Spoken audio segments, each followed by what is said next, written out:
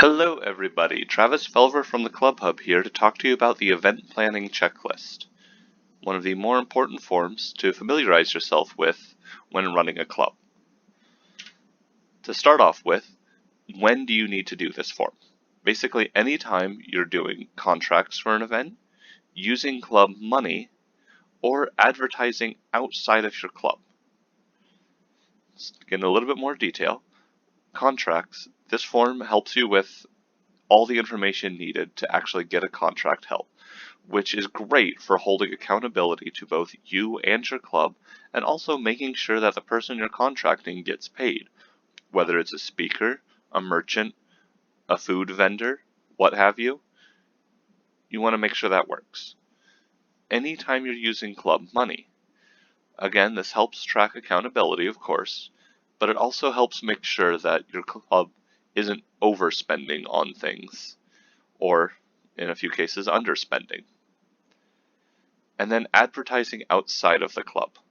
Most of your events won't have a focus on recruiting people to join your event. So recruitment events aside, these are anytime you want to reach out to the larger student body to help inform people about things. This is important to do because of things like risk management and just overall event quality. You can find this form on win.ww.edu. Now, of course, you should be visiting Win as often as you can, because that's where you're going to be advertising your events primarily, and where you're going to be finding all of the necessary forms. For this one, you can find it in the Forms tab or on the front page. We have a nice little link there. Now, as for when you do the form, immediately. As soon as you have all the information you need, you want to get this form in, because then we can iron out any wrinkles that may appear as you're going. This form can also be filled out as you're gathering information before you submit. I actually highly recommend you do it that way because it might tell you things to gather that you didn't already know about. But now we're going to go over the steps of the event.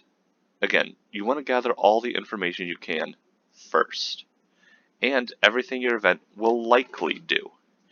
Even if you're not sure if you're going to have food at your event, for the event planning checklist, you want to put that on the event for now.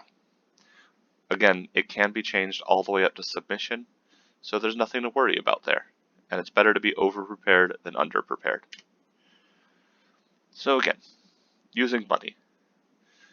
So this first bit was for contracts, and as I mentioned, it's for both paid and unpaid contracts. Accountability is great for this. Off-campus rentals. Anytime you're going to be renting something that the campus doesn't offer, or if you think you could just get it better off campus, you need to fill out this form, which will have a sub-form in it to talk about what you're renting, why, and how much it costs. Overall important. It's also important to know the types of events you're going to be running. Demonstrations and rallies. This will give you more information to help you know your rights as students as to what you can do. When you're showing a film, this will walk you through making sure that you have the rights to said film, because unfortunately we can't just pop in a DVD in one of the school players and show it on the big screen. We can't just do the thing. Now, if you're showing a documentary or something, most times you can actually contact the publishing people, and they'll send you an email back saying, of course you can use this. So don't be scared to reach out. If you need any assistance, that's what the Club Hub here is for.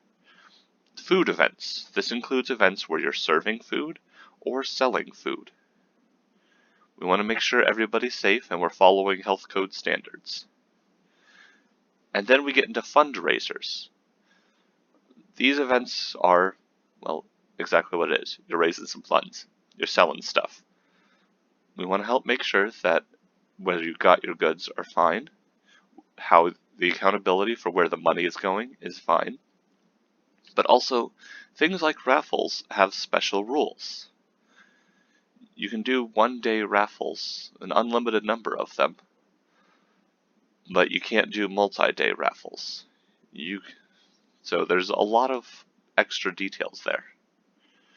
Now, the other reason this form is pretty important is it helps you track down what you can do that you might not have thought of. And it also helps bring in the backbones for the Club Hub so that we can help support you in what you're doing. There's a lot of back-end stuff that goes into running a successful event, and the event planning checklist is a great first stop to making sure that it's done well. So it's also required. We won't publish your event on the Win calendar until this form is done. Getting publicity from the Publicity Center waits till after this form is done, which, for the record, you should be still putting in the PC request first, since that generally takes longer. But overall, this is an important form. Make sure you do it. Anyway, keeping this one short and sweet, if you have any more questions, you can email us at as.clubs@ww.edu. Always looking forward to questions, suggestions, comments, thoughts, or opinions. I hope you all have a great time out there.